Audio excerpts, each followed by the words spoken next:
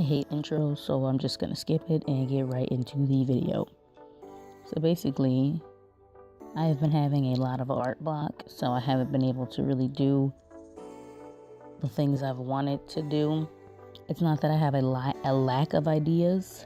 It's more like I have a lack of want to do it. So that's why I feel like my art block is mostly related to my depression, but that's a whole other thing.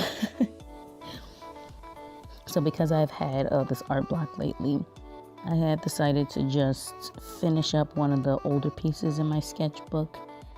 It wasn't my favorite drawing to begin with. It's not my favorite piece when it's done, which I also attest to my art block.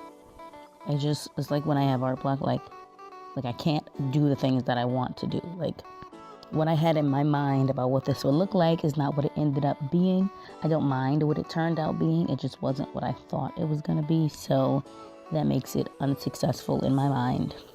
Originally, I did plan for her to be like a brown skin girl, a brown skin like alien, because there's a lack of black and brown people in fantasy worlds and things like that. So that was my original idea, but then I started using these markers and they were coming up super streaky on the paper, and that's because I didn't take my time like I should have, so that was my fault. The streaks ended up making me think of tree bark, so that's why she ended up being like this tree bark, woodland, elven type of character, which I didn't mind so much. I actually changed the way she was gonna look a couple times, because at first she had this like grayish hair, and then I added these like blue parts to it, and then in the end you'll see there's two end clips where I actually changed her hair completely to black, because the gray made her look like an old lady, and with the bark on her face it also made her look like she had wrinkles, so she looked like an old lady with wrinkled bark skin and gray hair, and that was not what I was going for, so I decided to change it. Sorry I'm so rambly. I'm always kind of awkward when I talk in videos, when it's not like a story that I wrote or like poems that I'm saying. I never feel like I know what the heck I'm talking about. So that's why I'm always so freaking rambly, but whatever, bear with me.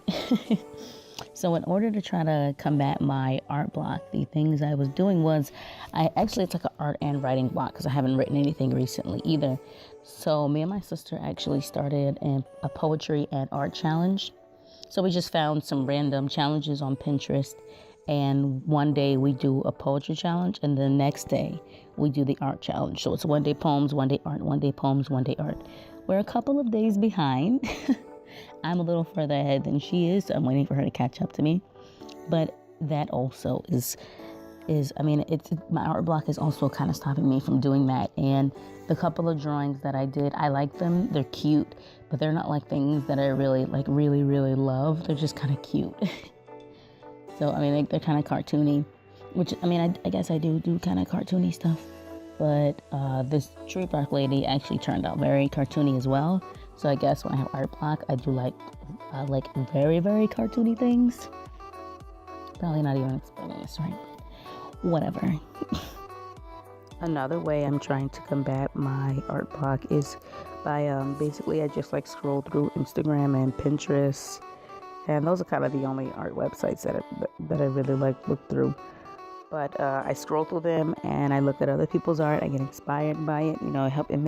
It builds ideas at least. Like at least if I'm not doing anything, I can look at art and I get my own ideas.